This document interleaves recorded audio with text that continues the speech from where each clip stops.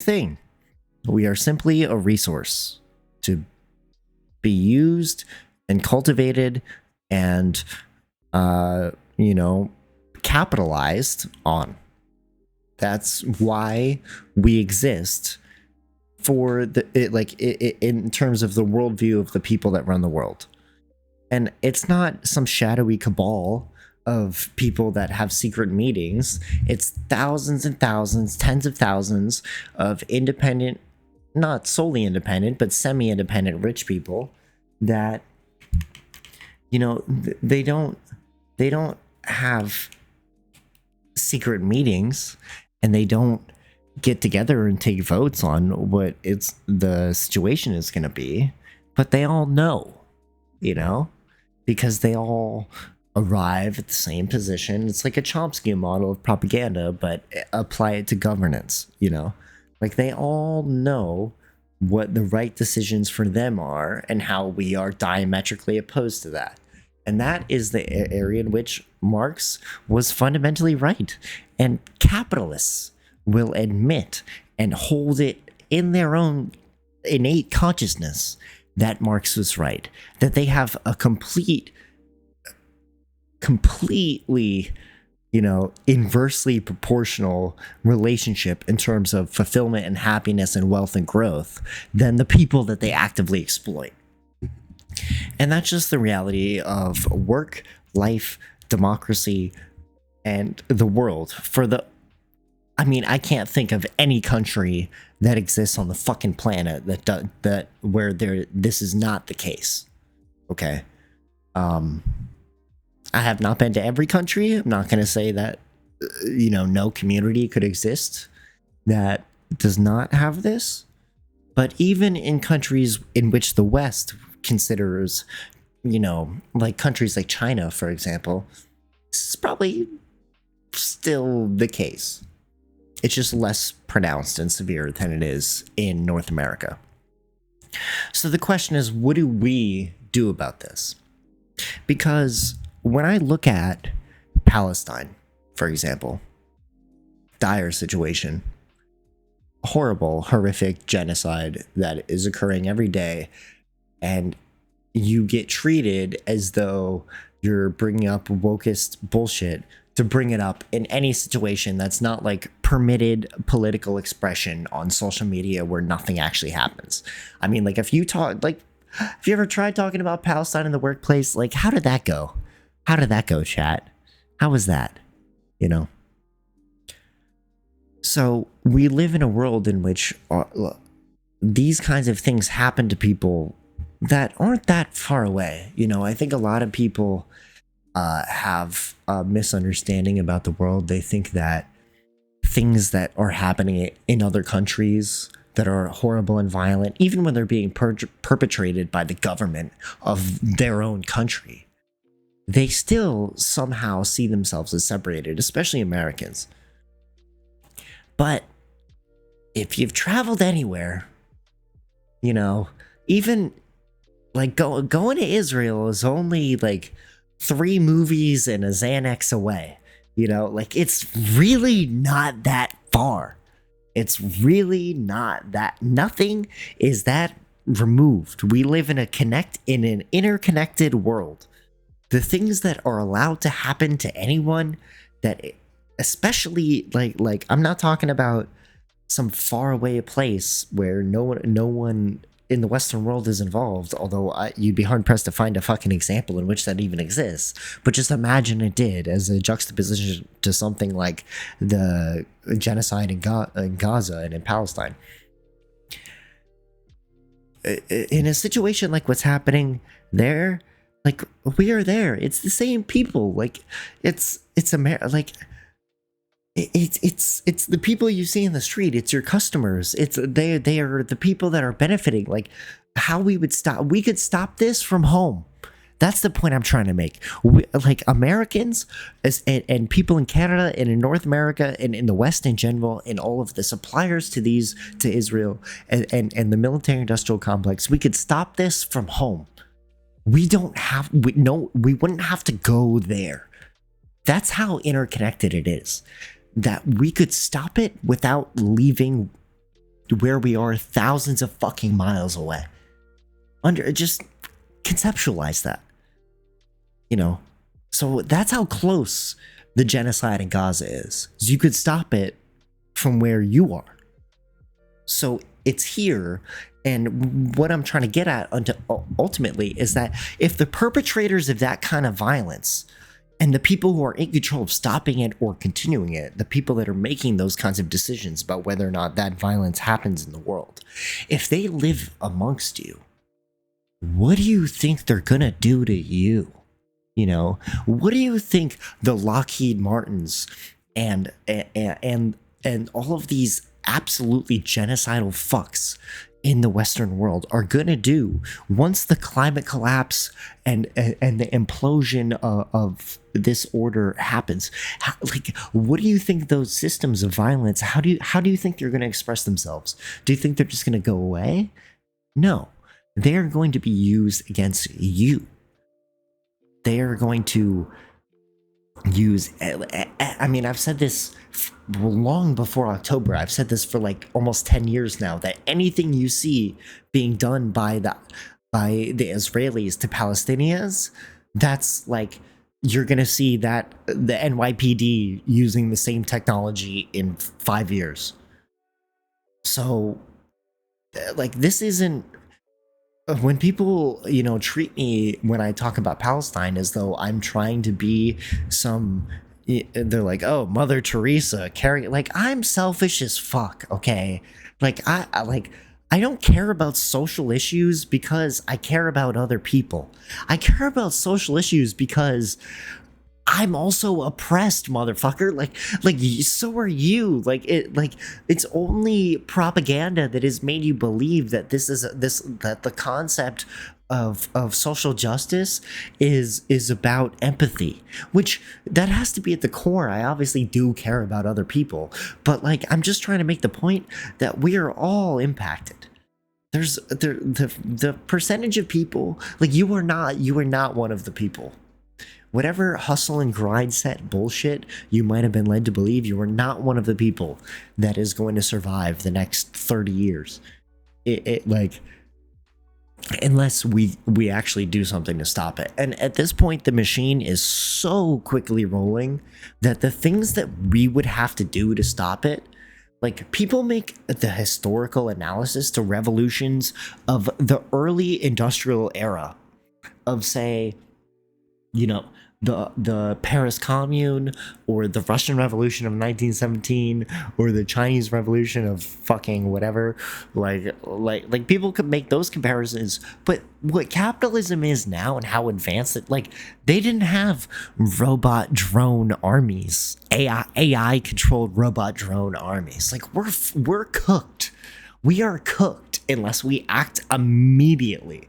Like, we literally have like an absolute sliver of time to have radical action, which literally in the West, like, because we're so disorganized and there's no actual leftist movement, and we're not going to be able to create an alternative government, we just have to stop what's happening. Like, we literally just have to make it so that the rich people and this separate class of controlling sociopaths does not have an automated robot drone death squad self-manufacturing, because that seems kind of like an unwinnable situation when you think about it just a little bit. I don't know. Maybe you know, I'm just thinking of this is just a fantasy that's like AJ shit, you know? But I don't know. That seems kind of plausible. Like, if I were them, that's what I would do. That's what I would do if someone gave me $50 billion or $100 billion right now. Like, I just got it and I could somehow legally keep it, like, just pretend this was actually allowed to happen. Like, my mindset this wouldn't actually happen, but I mean, like, for real, like, if I were them, this is what I would do. I would do that. I would want my own army because I wouldn't trust the Poors to protect me. Why would you ever trust the Poors to protect you? Of course the Poors aren't gonna fucking protect you. You know, of course your only option is to have some sort of autonomous Boston Dynamics developed kill squad. You know, like, and if you think that's not directly where we're headed, or if like so many people seem to just have still, because again, propaganda is crazy effective, this like individualized mindset where they seem to believe that like somehow they'll be okay. Like it is literally just like utter fantasy. They're like, yeah, all this bad shit will happen around the entire world. The whole world will be fucked up. Everything's gonna be awful and horrible. But like, you know, I have a yoga class 2 days a week, and I stopped doing coke, and I think that I'm actually gonna be fine. And it's like, nah, actually, you're fucking stupid. You're not gonna be fine. And you might think, oh, listen to this tanky. Like, oh, what fucking bullshit commie cult does this guy subscribe to? Nah. I will come at those motherfuckers just as hard. I will name drop FB, not Facebook, Toronto based, hard. Okay, I will go against the weird, you know, overly deterministic, overly historically nerdist, you know, Marxist cult bullshit. Because we live in a new time. We need new ideas, new discoveries, new observations, new analysis to bring us forward. We need new strategies, new praxis, new fucking policy. We're not gonna 20th century revive our way into this like it's a goddamn sequel, okay? Or like we're making a Disney throwback movie, okay? We need some actual smart people to stop selling their souls to like McKinsey and start trying to survive. Because even if you're some fucking McKinsey lawyer, they're not gonna bring you on the spaceship, dog. Living in the hood crazy. ODs. Yo, you need some naloxone? Fuck. You know, but they're not going to save you either. Even if you're in some upper class. Like, there's so many people that I'll just say I grew up around that have, because of the privilege and elevated environment, seem to think that they are going to be okay. Seem to think that their connection to authority and power and status is going to, you know, guide them into the same kind of class that these figures that they're seeing exist in. But that world that you're seeing is not going to exist in the future if things continue as they are. That is not going to exist. The like I at this point I actually fully believe that the concept of like the whole breakaway society thing, that's actually the plan. The plan is just to abandon the earth, create some sort of fucking space station, let us all die, have like dome camps in Utah where there's automated drones that kill anyone that comes within a 100-mile radius, and that's how people are gonna live. And then the rest of us are literally supposed to live in fucking Fallout, and then maybe sell shit to them, like materials and stuff, for them to process and mine, but with robots. Like that's gonna be that. Like, what other future is coming? What other future is coming in which we do nothing, nothing changes. Our the guideline, the course, the path. Imagine we're a ship. The path that we're traveling continues as is. What good horizon does that lead towards in your brain? You know, where does that lead? Does that lead to a future where your kids can survive? Does that lead to a future where you can survive if you're under the age of maybe 60 years old? Like, like, what the fuck are we even talking about here? Like, the level of delusion that every single person that I know in my life has, and because of media and propaganda, and how much every single person is completely blind to this. Not even blind, like, they might be aware of it, and they might acknowledge it to some degree, but it's such an uncomfortable idea. And so many people are just, that's really what it is.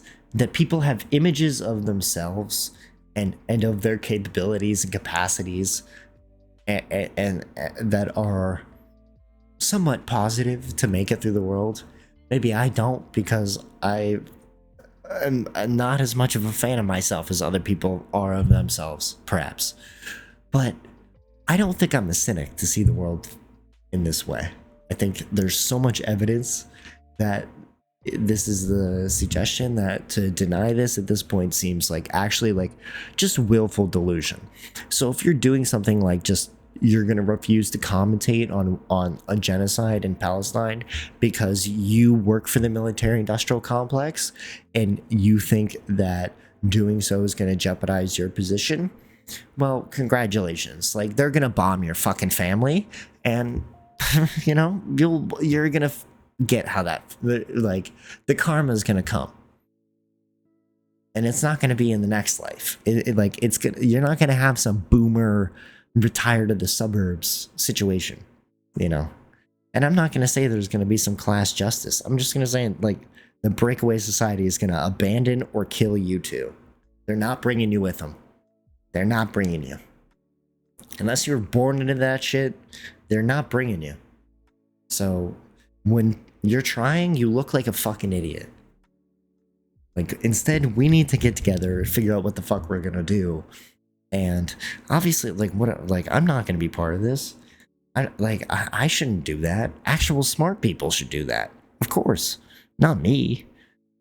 But there's so few people that will even say that should happen, that I'm like, okay, at least I'll say that should happen. That it's like we have Trump and Biden running against each other for a second time, and the country isn't in utter revolt. Like, we're just sheep waiting for slaughter. If we're not burning the fucking house down about what's happening right now, like, not in a literal sense, don't start a fire, but like, politically, we should be on level 11 of doing everything we can to shut down every single system you have power over, like, immediately, for numerous demands that are both local, provincial, federal, global. And if you're in the West, and it doesn't even have to be unified. That's why I think the first thing is just stop. You know, like, if you're a passenger on the train of death and there's an emergency brake handle next to you, you shouldn't think about what's going to happen if you pull the emergency brake handle. If it's the train of death and destruction, you should just pull the emergency brake handle and then see what happens, because it's probably not going to be as bad as letting the train keep driving. At least is what I think. And a lot of conservatives would disagree with that, and they'd be like, oh, I know, you're going to collapse society. And it's like, okay, wait 15 years and then see how bad that collapse of society is. See how bad it is when there's billions of people starving to death, or billions of people completely dispossessed from the areas in which they live because of climate catastrophe, or both of those things happening at the same time. And then see how fascism and all that rises. Like that's their plan. They know about climate change. They just want it to get worse because they know it's going to help them. Like, and that is literally the world in which we live. And I'm not here to say that democracy is bad, or we need to appoint some sort of anti-democratic fucking Bolshevik type of cult leader bullshit. Again, I hate that. But like, we have to pull the emergency brake lever. And the thing is, it's hard as fuck to pull. One person alone cannot pull the emergency brake lever. We all the passengers, we all have to form like a little monkey gang, and we all have to get together and all put our hands on the emergency brake lever, and we all have to pull it at the same time. And we can show each other that we're all trying to pull it at the same time. We don't have to decide independently that we're all going to do it at the same time. But we have to work together to actually be able to close it. And that's just like honestly the fucking reality of how I see it. And I don't see any other way of moving forward with anything. Like talking about electoral bullshit or talking about, you know, unionization or inflation or banking or economy or technology. Yeah, it's all relevant. But our number one thing that we should only ever talk about until we pull it is pulling the emergency brake lever on the train of death that we're all passengers on. You know? That's kind of like, I don't know.